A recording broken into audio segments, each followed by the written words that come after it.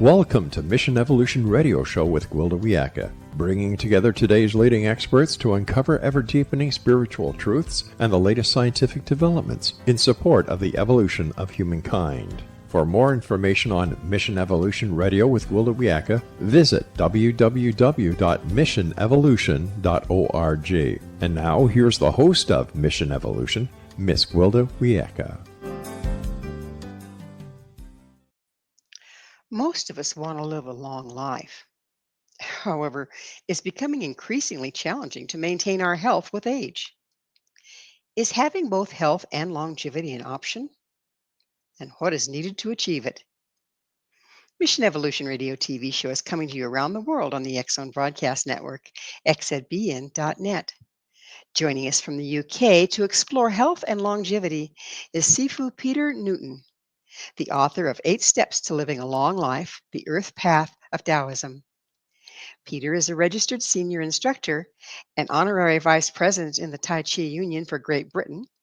An expert in his field, he specializes in medical Tai Chi, applying Tai Chi and qigong as a remedial therapy, a variety of health conditions. Peter has more than 40 years of experience and training directly with Chinese masters. His website, ChinaBridgeTaiChi.com. Peter, thank you so much for coming on the show. Hi there. So, let's start with, what is Taoism? Taoism is, which goes back thousands of years. Taoism is a way of life for the ancient Chinese. It's the way they would interact with nature. Their minds, their bodies, how they lived.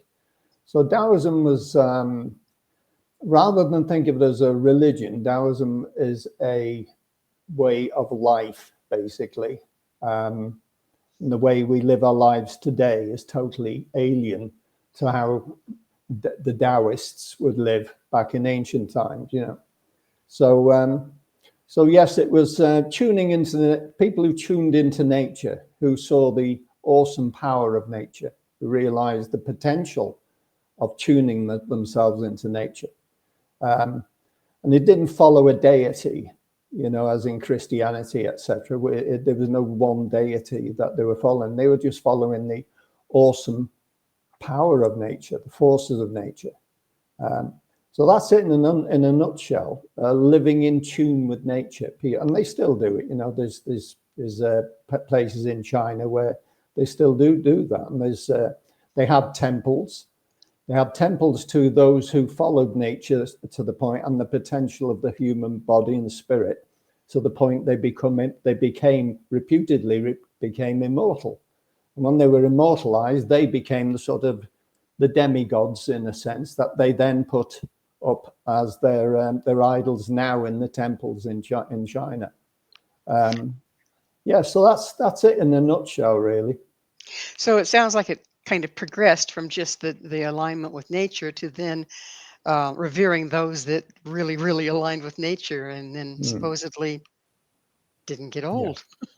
Yeah. So yes, it's the pursuit of longevity, really. It was to see what the human potential was by, let's say, cutting out the stresses of life and seeing if the body would then be able to move forward in a healthier way. And they certainly, they achieved it. They were no other nation on the planet was involved in longevity research in the same way that the Chinese were, the ancient Chinese. Yeah, without a doubt. So what attracted you to Tai Chi and qigong originally? As a gentleman on TV back in the late 1970s, I saw a documentary on China came on TV.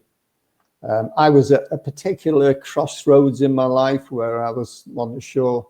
I'd been practicing karate and aikido, and you know, when you feel like it doesn't quite fit me, it's not quite right. They weren't just quite right for me, but I didn't know what I was looking for at the time. And then on came this documentary about China, and it was turned out to be, it was about Wudang, the Wudang Tai Chi mountain in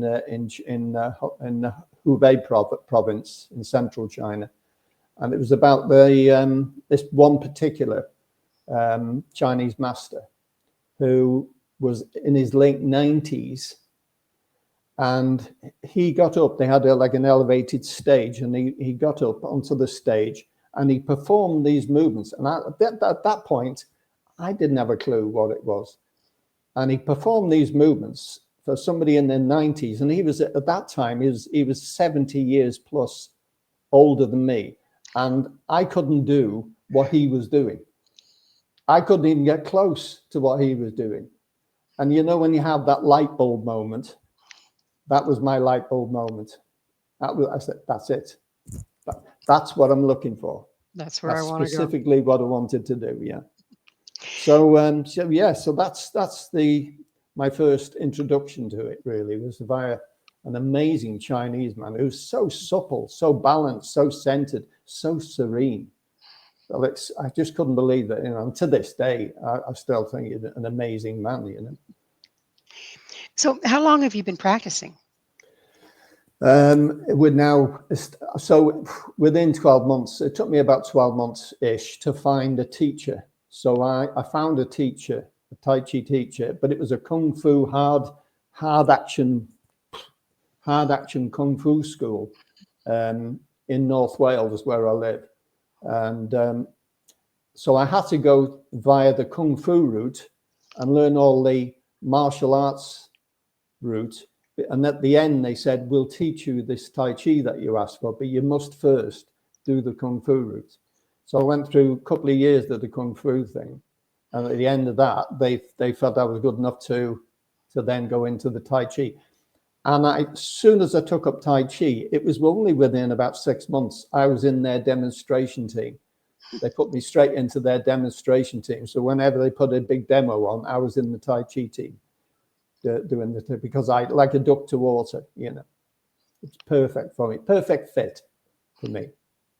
I was in massage college, Oh, and they brought in a Tai Chi team to do a Mm-hmm. demonstration because they were trying to teach us how to move energy when you're doing the work, right? The healing work. Yeah. And this one little tiny gal, she was the instructor, and two big brutes were working with her. And Yeah. she stands there and lets them pick her up by the elbows. Yeah. No problem.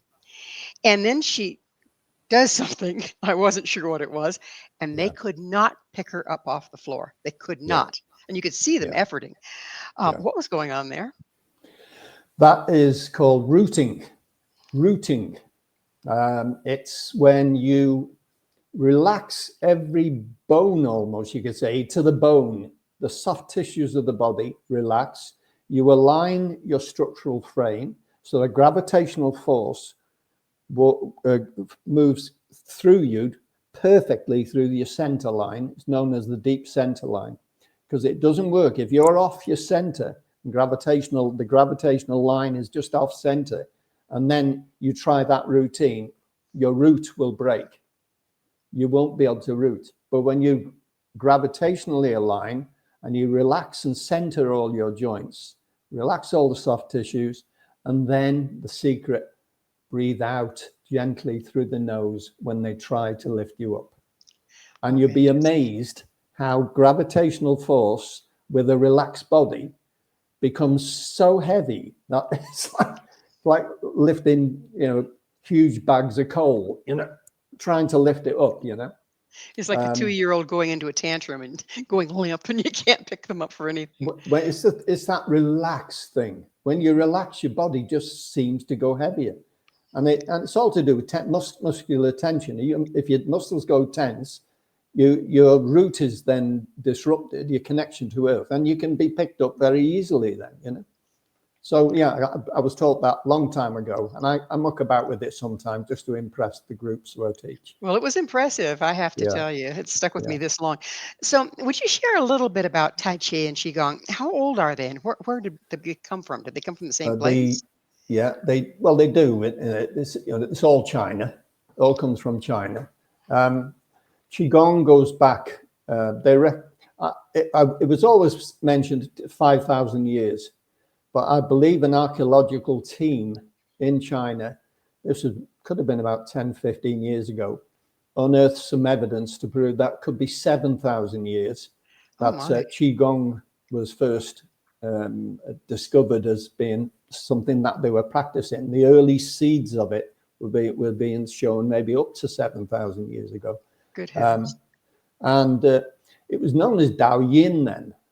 Dao Yin, they believe, this is again what I'm getting back on the research from this, is they believe it's called Dao Yin then.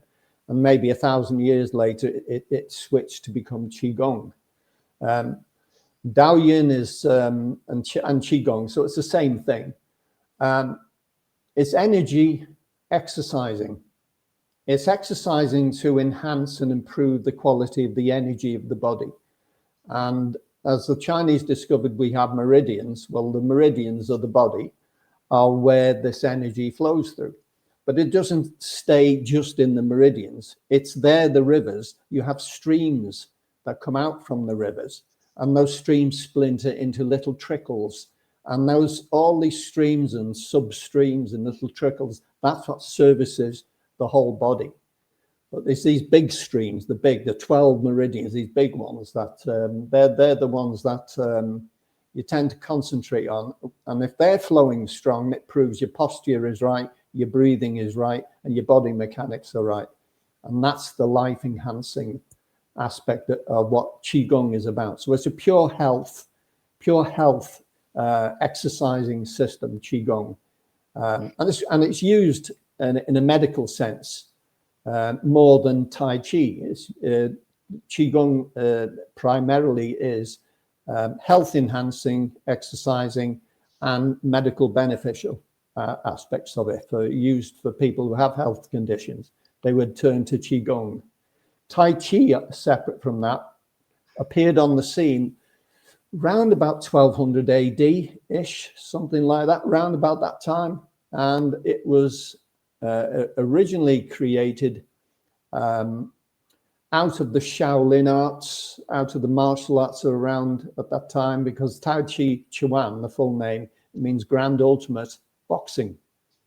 Now, the Grand Ultimate Boxing means it's like the best of the best. It's like it pulls from all the other styles and creates this one best of the best. So it started off as a martial arts more than anything else really at that time. An accumulation of all the other martial arts into what became known as an internal art. Internal art means, and it's like qigong is internal, as in you're trying to enhance your health, which resides inside you. It's not on the outside, it's on the inside, your health.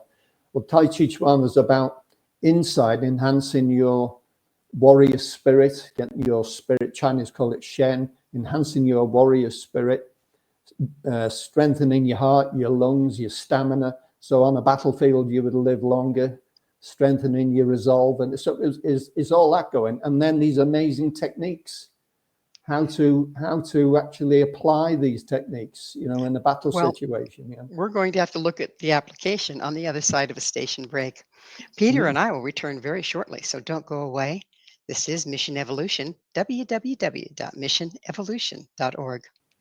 With us this hour discussing longevity is Sifu Peter Newton, the author of 8 Steps to Living a Long Life, The Earth Path of Taoism. Peter, breathing. You mentioned breathing earlier. What is profound breathing and what are its benefits?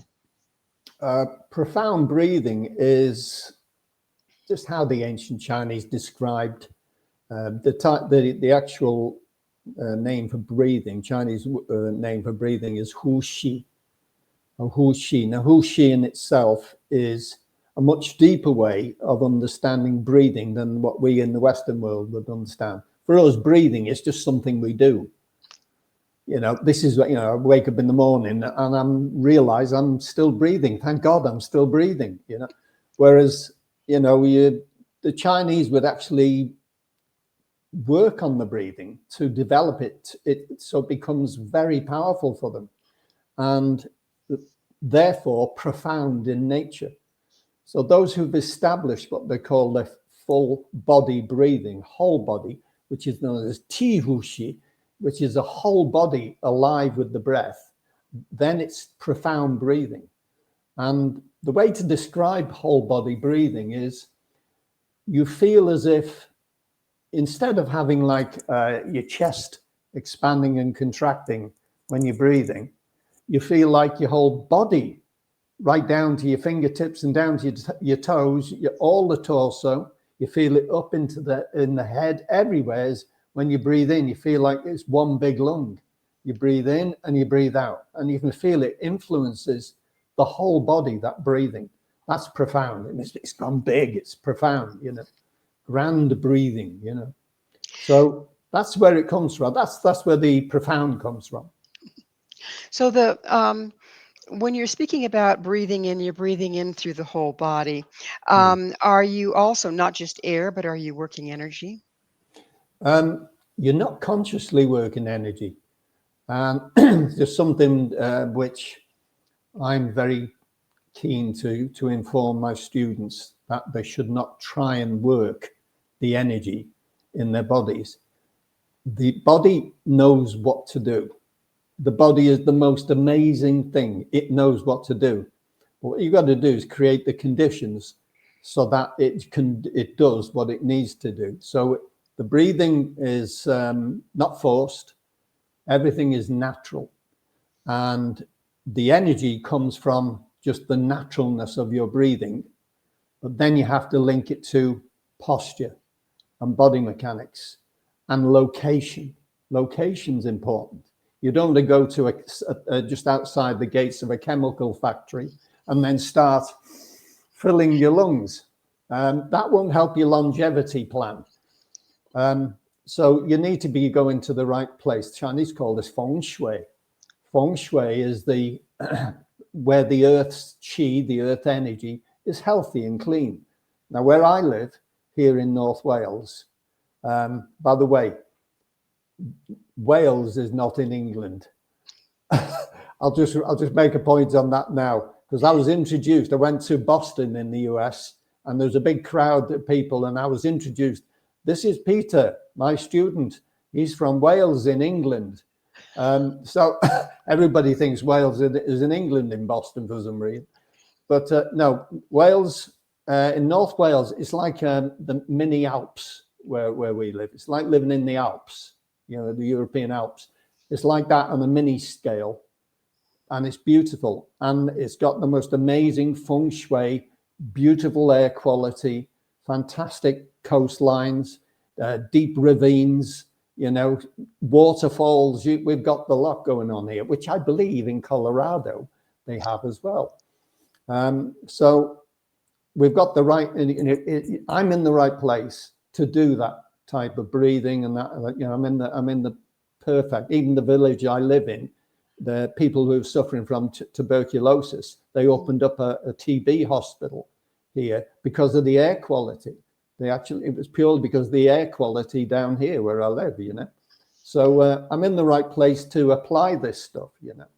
And it's all about air quality. If we get good air quality, breathe correctly, then you're on the right track for longevity, without a doubt. So what about the people that don't have the advantage of living in Colorado in the high Rockies or in Wales? Well, it's all you can do is actually choose your timing.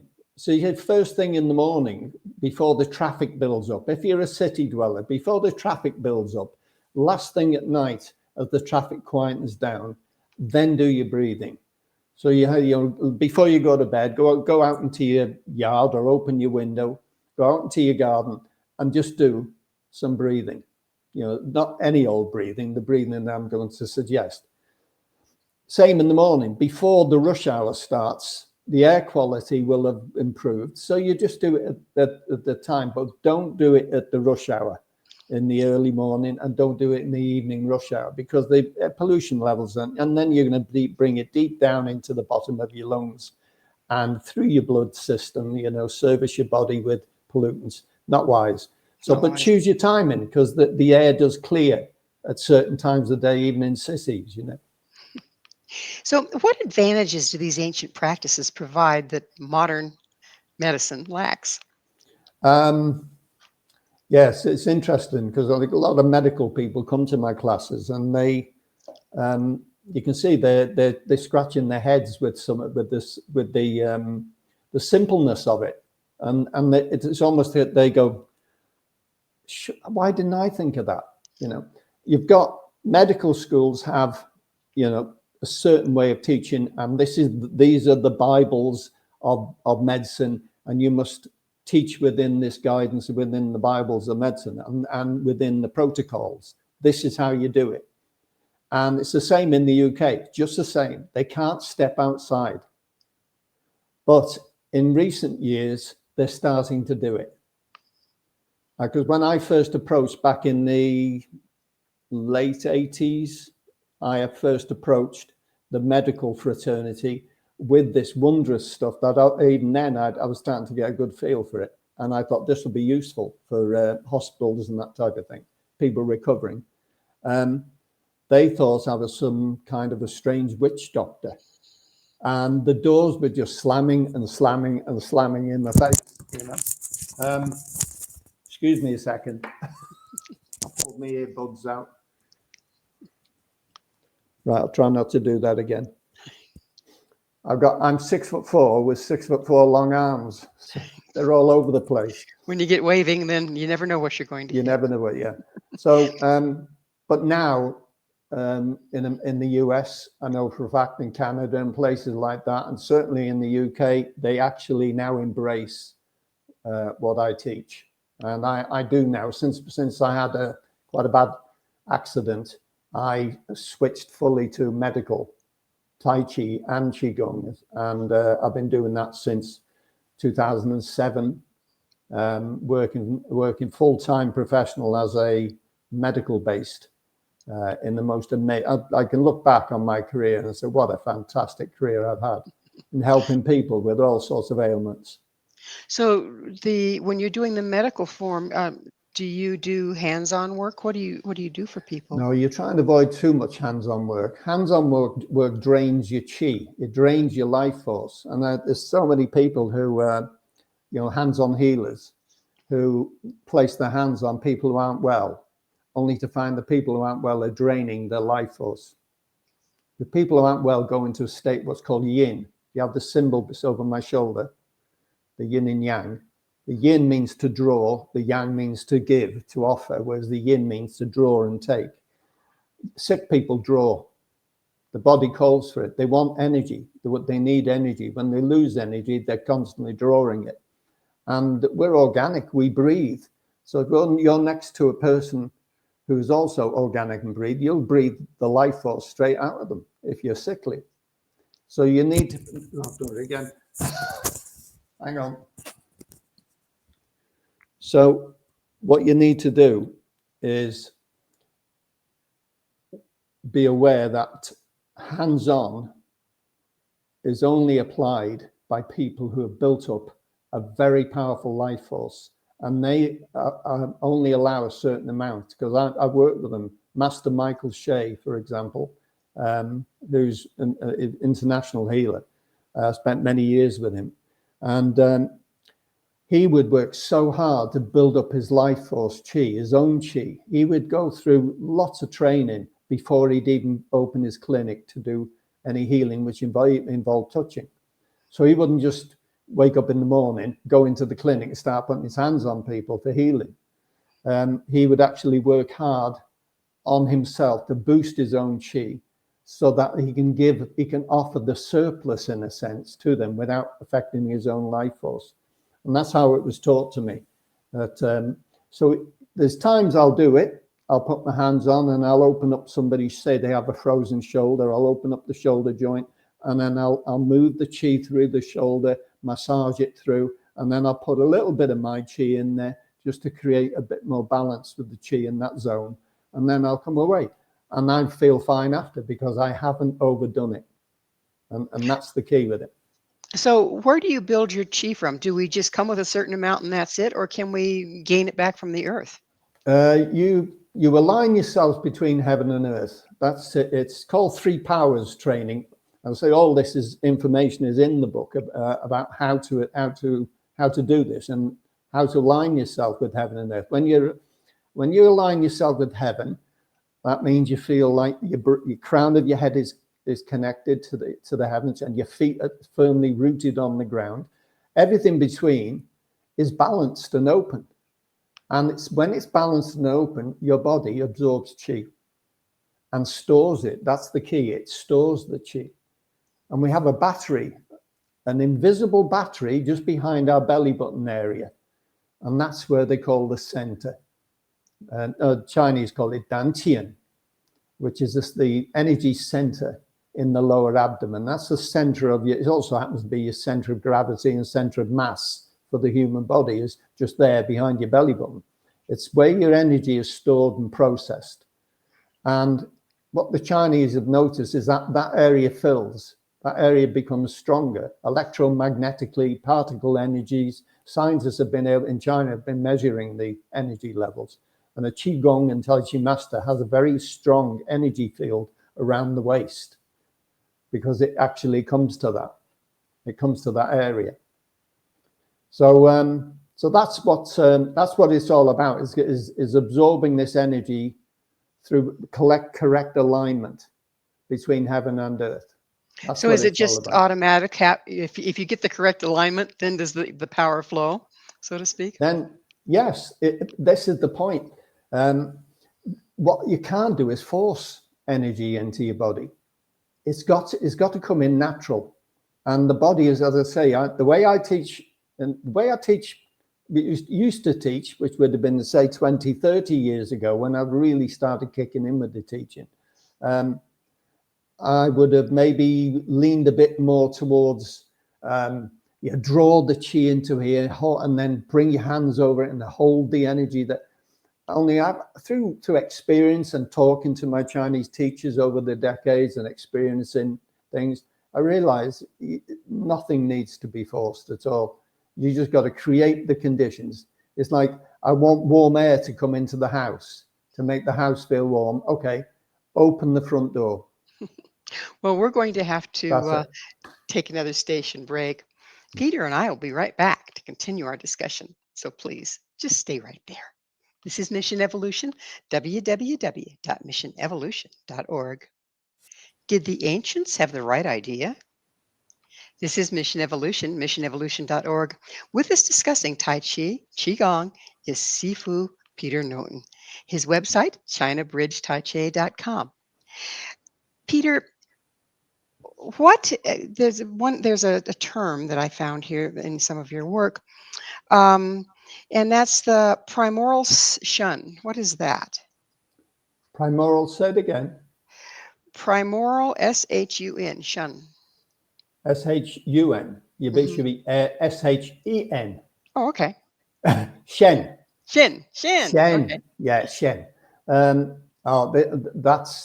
That to me is the most interesting aspect of all my research and all my own personal practice, is to develop Shen.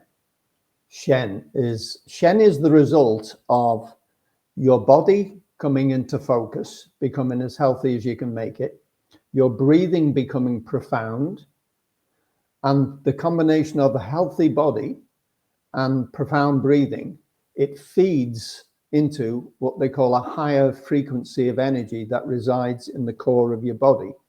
They say it's stored in the heart generally, and when you develop your inner circulation with this, your circulation improves.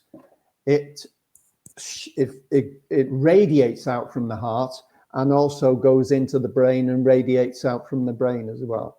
And I thought that was, when I first taught about it, yeah, okay, I believe that, yeah, but it sounds good, but yeah, sure. But I'm experiencing it. I'm experiencing when I'm actually on form and I'm flowing, I can feel my Shen. And it's not just that, others around me feel it. Others in my class, my classes are incredibly busy. There are people coming in, always new people coming in all the time, because they're hearing about what I do. And I just stand in front of them. And when I'm on form, you can actually see the faces lighting up. There's an energy in the field, and that's because Shen is refined energy in your body that by nature radiates outwards. And if So you see, if you build your shin up, which sounds like it's yeah, kind of an advanced form, mm. what happens with the likelihood of heart attack or dementia? It lessens your risk dramatically because for Shen to actually, if the Shen has arrived, it means your breathing is absolutely, your respiration is at top form. It means the oxygen's getting to your brain. And a big feature if it comes to, for example, strokes and heart attacks is to do with the supply of oxygen to the tissues and how to open the circulation. So heart attack would come from problems with the blood vessels, furring up of the blood vessels. It would also come from, aided by poor posture, shallow breathing. The heart and the lungs are intrinsically linked. If you have weak lungs, it will weaken your heart. If you have weak heart, it'll weaken your lungs. They are intrinsically linked. But if your lungs are strong, that feeds that into the heart. Because if the lungs are strong, it means your chest cavity and your upper chest cavity has space, more space to breathe. If you have more space, all the blood vessels coming into the heart have space to flow in and out the heart. The heart itself, because the sternum is elevated constantly, it means it's got space for it to pump and to move. So many people, through poor posture, they let the chest sink, the chin goes out, they then oppress the heart and they then oppress the lungs and contract all the soft tissues around the area. The space is contracting, and then they try and breathe and find a shallow breathing, which then affects the amount of oxygen get into the brain, which is the primary. And when the oxygen in the brain is being starved, cells suffer. And the cells then, people who are in that condition are more likely to develop dementia. So it's about this open armpits, massively important. Armpits must be open. If your armpits are closed, your shoulders go up, your chest tightens, your spine stiffens. Armpits open, your ribs expand as you breathe in, they contract as you breathe out. As soon as you close your armpits, everything locks up. So the first thing I do is people will come up to me and say, I've got COPD, this one of the lung conditions, and I just go straight away and start opening them up to breathe. And I switch them from mouth breathing to nose breathing, and they're with me for life. They're never gone, man. They're with me for life. They just stay with me because they know they're not getting the problems that they used to have. Straight away is opening up their breathing. Diaphragm's got space. So are there any independent studies done, medical studies done with the effectiveness of this? As in the book, I refer to quite a few studies in the book. And there's been so many, I can't even bring one to mind. There's that many, like Harvard Medical School in the US. So, because I'm talking, primarily to you. Harvard Medical School have done countless now, spent so much money on research into Tai Chi and qigong. And they have a guiding light in Harvard Medical School. He's an associate professor of medicine there called Peter Wayne. And he's written a book called Medical Tai Chi. He's written a book called Medical Tai Chi. So he in America was the first to do that. And I'm the first over here in the UK to do it over here and to work with it. And it's not like I've only done it since he's done it. I've been doing it for decades, and no doubt he's been doing it for decades. But I didn't even know he existed. We were both doing the same thing. It's wonderful so when that comes together. It's in the US. It's a powerful force in the US.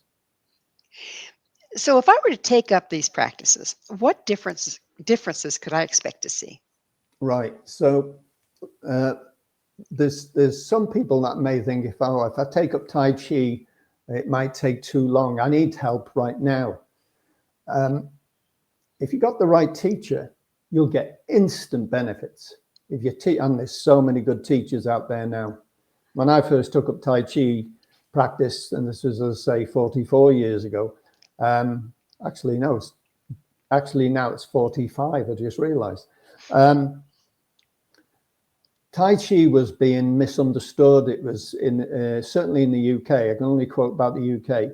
Whereas now there's some amazing teachers out there now, some fantastic teachers. So the likelihood that you will find a good teacher is very high now.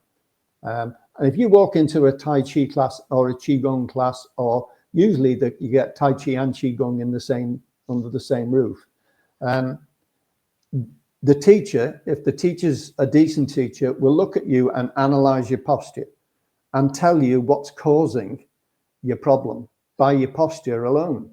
Did you know that that's causing the problem with your hip? Did you know that's causing the problem with your knee? Did you realize that's why your neck is creating all these symptoms that you've been having? You didn't realize it's all coming from your neck, you know? Why your breathing is so shallow, because I notice you're only using your mouth with bad posture, and they'll adjust your posture, and you'll notice, you'll feel the difference, you know. Do you have to kind of repattern yourself? In other words, you've got these habitual postures. Do you have to constantly correct for a while before you imprint the new one? Yeah, this is why I recommend you go to a Tai Chi class, rather than maybe just follow a DVD or something like that. Go to a Tai Chi class, because by their nature, you'll be going every week, and every week your teacher will be reminding you and adjusting you and explaining to you the benefits of this posture and that posture, and how to breathe, how not to breathe, and you get that reaffirming visit every week as you go along. So and then you can do whatever at home, but eventually at home, you start noticing you're correcting yourself. You realize, like, that posture, the sunken posture, which is damaging everything, suddenly you notice that you're sitting like this. You think, oh, this feels better. And then your energy levels come up. Your brain is sharper. You feel more energized. And the big noticeable difference is your voice sounds different. Because there's more air flowing in and out over your vocal cords. You find your diaphragm's working deeper. You'll find your voice becomes very powerful, which is why singers tend to turn more to Tai Chi classes, because they know it works the diaphragm for them, Well, we live in a time when we sure takes our bumps and bruises. I don't, there's very few people that reach our age and haven't been in a car accident and all the soft tissue injury, even if you don't break something. Yeah. How much is that impacting us, and how much can Tai Chi help with that? I can talk from experience. If I didn't have an accident myself, I can only talk from what I've done to help people who've had accidents. But I can actually talk from an accident. I was on a motorway, and the motorway, for whatever reason, had come to a halt. All brake lights ahead of me. I slowed down, stopped, and just behind me, I looked in the mirror, and there was a guy coming behind me, and he hit me, glancing blow at 70 miles an hour.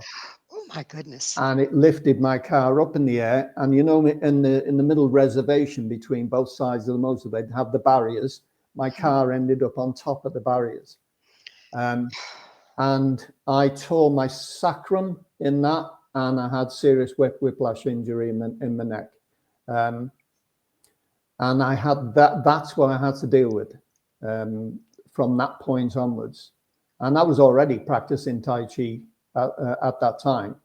And what I found was, having had the diagnosis that I couldn't teach again, I was told by the specialist that I couldn't teach again, two specialists, and they told me to start claiming invalidity benefit, is what it's called then.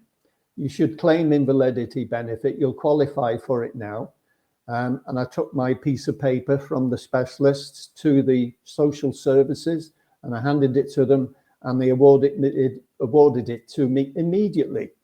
So I became signed up as an invalid with this condition. But it was only, not long, 2-3 weeks into it, I had already started using the skills that I got. And I was noticing I was getting less of the unbelievable symptoms. These symptoms from my neck were just over the edge. They were ridiculous. But I was getting less. I was noticing it by adjustments. I could start lessening all this incredible numbness and tingling right down to my feet, nausea, tinnitus like you've never heard, nerves making me jump, a whole range of stuff. Eyesight going blurred 1 minute and then clearing up the next. I was having all sorts. But because of what I knew about neck position and posture, I noticed I was starting to change things. So Tai Chi immediately came to my help. And for somebody who's not supposed to be able to teach again, in my practice, I switched it around 18 months, and I was near enough back to normal again. My goodness. Within 18 months. What Something that was supposed to be left me an invalid for the rest of my life, you know. And I've seen people with the same injury and they go downhill. And I've seen them go from with a walking stick, then eventually into a wheelchair. Yeah. Because they don't know this stuff. They don't know the stuff I know. Yeah. Well, it's time I'm for a another. massive fan. Yeah. It's time for another station break. Please stay with us as Peter and I continue to explore health, longevity, Tai Chi, and Qigong. This is Mission Evolution, www.missionevolution.org. So what's in it for me? This is Mission Evolution, missionevolution.org. We're continuing our discussion with Sifu Peter Newton. His website, ChinaBridgeTaiChi.com. So, Peter, let's go into what the person can expect. How long does it take to see results from the practice? So, as I mentioned, straight away, you'll notice relief. If you've got any medical conditions, if just after one session, you know, go in with your notebook and make little notes, you know, of what's been said, then go home and then just apply them. And so pretty much you'll notice subtle changes from day one will happen. But then you have to just apply that and keep getting the advice from the medical world, your physiotherapists of this world, you know, your own specialist, if you're under a specialist, that type of thing. Still, you're totally still involved with them, but with Tai Chi running along and the mechanics and the breathing, etc., that goes with that. It's a fantastic bolt-on to your therapy. And it enhances whatever they're showing you. It sort of soups it up. It tones it up and fires it all up, you know. So they can expect to find 6 months into, under the correct teacher, they can expect to see some serious results. They really can. So, excuse me. If we go back to your story from the last segment of what you went through and were considered going to be an invalid here, but when you took it back up again, you already had a history of the practice. You had already embodied it, if you will. What about people that get such a serious injury, like you were talking, but have not had any kind of a background whatsoever, where they haven't embodied any of this? What are they looking at? They need to be, let's say, open themselves to what's out there. They need to look at in wherever they're living. They need to look at what's out there, who's out there that is going to be able to teach me. If you're in a wheelchair, for example, you can get amazing results even though you are, you know, actually in a wheelchair. I teach so many people. I teach people in the UK Stroke Association, and they're all sitting down, and you can actually see their energy levels rising. You can see the faces coloring up. You can see the spirits rising, their Shen, their spirits lift. That's what Shen is. It's raising their spirits. All that is part of healing. It's all part of healing. And there's some people, you know, you can't, you know, if somebody has actually broken their spine, let's say, you know, I'd love to be able to walk up to them, just touch their spine, and it heals, and then they're up and running. They're fantastic. But what you can do is you can make them cope better with it. You can help them to cope with it much better than not knowing this stuff. So they need to look for Tai Chi and Qigong, qualified Tai Chi and Qigong, And when they go to a class, they need to just go and watch. Because if they go into a Tai Chi class, it might be one of those Tai Chi classes that only specialize in martial arts. And if it's a martial arts Tai Chi class, that's fantastic, very traditional. That's how it was taught. But if you're going there for healing, you need to be looking for somebody who's teaching Tai Chi stroke qigong for healing, and then have a look at what they do. And what I always say is look at their students. If the students look all drawn and sallow and miserable and poor postures, turn around and go straight back out. If the students look healthy and they're chatting and there's a lovely atmosphere and there's a buzz in the air, stay there. That's it. So can anyone take up the practice regardless of age or physical condition? Anyone, yeah. You know, I get kids. There was, I think, a child came in not long ago. It was an 8-year-old character, took over the class, stood at the side of me, ended up teaching with me. It's a big group, Parkinson's group, all room packed out with Parkinson's people. He got on stage and he was teaching with me on stage. Never done it before, but he picked it up so quick. I showed him a movement. Next thing, he was going around showing people how to do it. So kids can have fun with this. So you can bring children to it, but you can also, you know, generally take it right up to people in the 90s, you know, which I do have some people in the 90s in my classes. My oldest student I ever had was an old lady called Betty here in Wales, and she lived to 104, and she trained with me right up to the end. And she did what the ancient Chinese talk about. The ideal situation is to live long and die healthy. And that's what she did.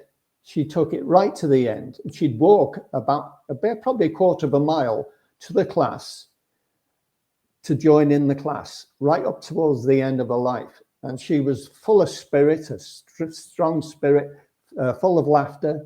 I miss her greatly because she had such a character. But that's the level you can go to with this stuff. You can take it people beyond 100, you know.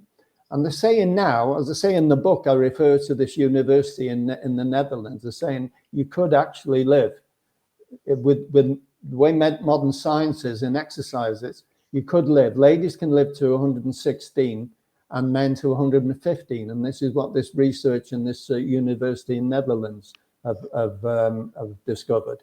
And I can believe that.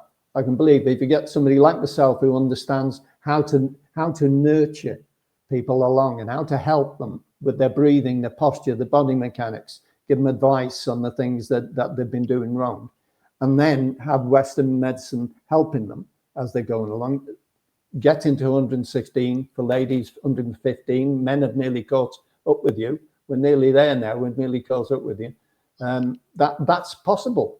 That's achievable, you know. So all age groups, and so you can say in the future is going to be beyond 100, could be in the classes. So it makes sense to me that if our chi comes from our alignment with the planet, if we tend to our alignment with the planet, then we have more life flowing through us. Does that anchor our soul better, if you will? It does. It changes your mood. Your mood. If people who suffer from depression, they should be, my advice, go straight in right now, book yourself in on a Tai Chi lesson. Go straight out there, because they're going to open up your posture. Yet they're going to open up the servicing to service the brain. They're going to have more oxygen to the brain. It's going to switch the chemistry in your brain. And that's what it's known to do. It switches the chemistry in your brain. You go in and exercise and raise your chest, raise your head, look up to the sky, smile at the heavens, ground yourself, bring your hands down. You go through exercises like that, your mood disappears. You know, the melancholy cloud around you just disperses. You know, it's so powerful for people who are, you know, maybe having conditions like that. So I would say the first thing you do, go to a Tai Chi class. It's fantastic for switching your mood. It's and it's known, again, proven to help people with depression. It switches the depressive chemistry off to switches over to happy chemistry, which is your parasympathetic system, it switches that straight on, you know, which is a great thing, you know. You know, I when I started studying martial arts, I started out with Taekwondo, and I ended up being international instructor, second degree black belt. And of all the Fantastic. people I talked to, Yeah, all my instructors, they didn't talk about the energy of the thing. It was all yeah, the mechanics. yeah, And of course, the posture and the stance, but it was all the yeah. mechanics. They didn't talk about energy at all.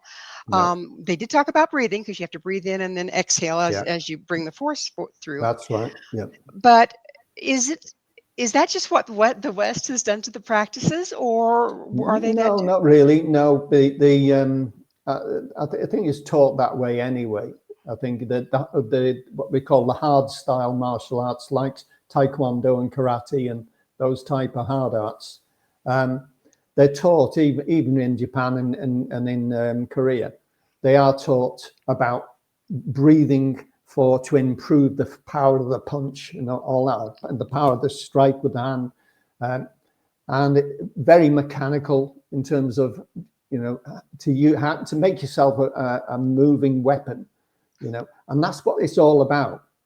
But the higher levels of taekwondo and karate, you'll actually find out that the highest levels of like the dans, the highest level instructors, they actually start to turn to Tai Chi and they incorporate it into their own training because they know that's what takes them to another level.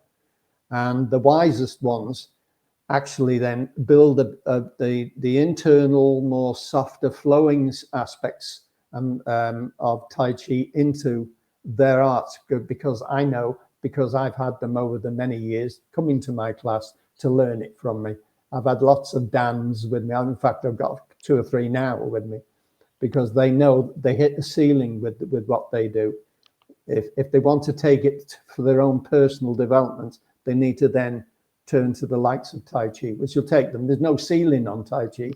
The universe is open to us. That's what I like about Tai Chi. It's not like, oh, I've reached the end of my training. Now, I mean, 44 years into training, I feel like I'm still scratching the surface of it, you know? It's Well, amazing. well, let's face it, as we age, I'm not about to do a flying kick at this point. It's just not going to Thankfully. happen, right? Yeah, Without breaking thankfully. myself. Yeah. So it sounds like the longevity factor Mm. of the practice of Tai Chi and Qigong is more user friendly long term. Long Is that term. is that Totally, yeah. what you'd say? I mean, it's user friendly for short term, but it's best once you start, keep it with you. Keep it with you. Just stay with it, because all it's doing is switching you back to where you should have been in the first place. It's switching your posture back to how it should be correctly aligned. It's switching your body mechanics back, how to bend, how to stretch, how to walk, you know, how to lift things, how to lower things. So it's switching you back to how you should be. And the important thing as well is how to sit. Tai Chi teaches, and you see all this in my book. This Tai Chi will teach you how to sit correctly as well. If you didn't know, you've got underneath your bottom, under your buttocks, you have sitting bones.